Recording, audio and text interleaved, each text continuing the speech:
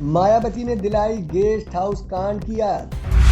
अखिलेश ने मायावती के बयान पर किया पलटवार। जैसे जैसे लोकसभा के चुनाव करीब आते जा रहे हैं, वैसे वैसे राजनीति की पतंग हवा में इधर उधर डोलना शुरू कर चुकी है। इंडिया अलायंस के लिए इस हवा का रुख कुछ अच्छा नहीं है, क्योंकि इसमें शामिल पार्टियां एक दूसरे पर तीखी टिप्पणियां करने से बाज नहीं आ रही हैं।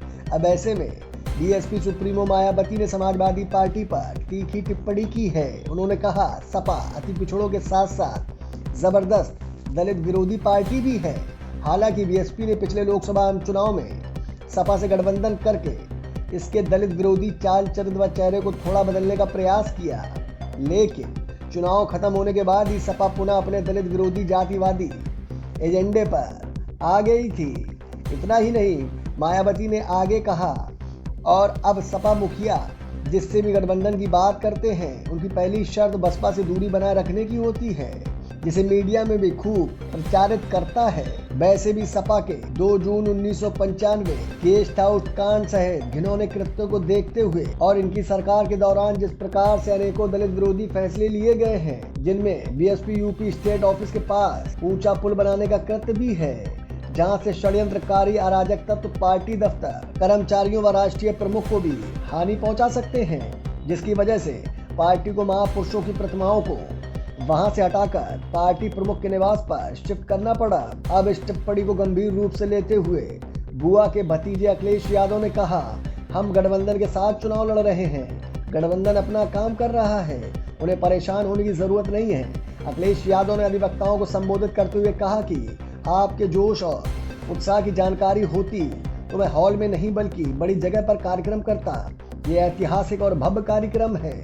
मेरे कपड़े भी अधिवक्ता भाइयों से मेल खाते हैं। इस बार परिवर्तन होना तय है और यहाँ का जोश सब कुछ बता रहा है। 2024 में परिवर्तन जरूरी है, क्योंकि यदि इस बार परिवर्तन नहीं हुआ तो हमें वोट डालने का अधिकार भी नहीं मिलेगा।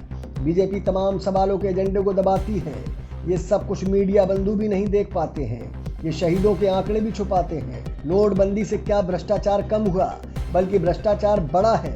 बीजेपी की नोटबंदी पॉलिसी फेल हो गई। इसी क्रम में अखिलेश यादव ने अपनी सरकार की तारीफों के पुल भी बांधे। उन्होंने कहा, हमारी सरकार ने हाई कोर्ट बनवाया, जिसकी तारीफ यूएस चीफ जस्टिस ने भी की थी। नोएडा इस कोने से उस कोने तक सारे एक्सप्रेसवे सपा ने बनवाया है।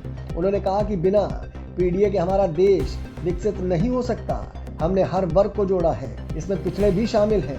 कानपुर में माँ बेटी को जिंदा जलाया गया था। डिप्टी सीएम ने भरोसा जताया था, लेकिन कुछ भी नहीं हुआ। बेरोजगारी, महंगाई बढ़ रही है। बहुत सारे सवाल हैं देश और प्रदेश के सामने। ऐसे ही सबके मन में एक सवाल है कि हम वोट दें तो किसे, पार्टी चुने तो किसे। अब ये देखना दिलचस्प होगा कि तमाम पार्टियों से भरी हुई पार्टी का ग्रुप इंडियन अलायंस के जीत होगी या फिर प्रधानमंत्री नरेंद्र मोदी की। Bureau report, my Bharat. देश का सबसे बड़ा राज्य उत्तर प्रदेश, देश की राजनीति का सबसे बड़ा अखाड़ा। माय भारत बनेगा आम जनता की आवाज। अब होगी हर खबर की जमीनी पड़ताल। जुड़े रहिए सिर्फ माय भारत के साथ।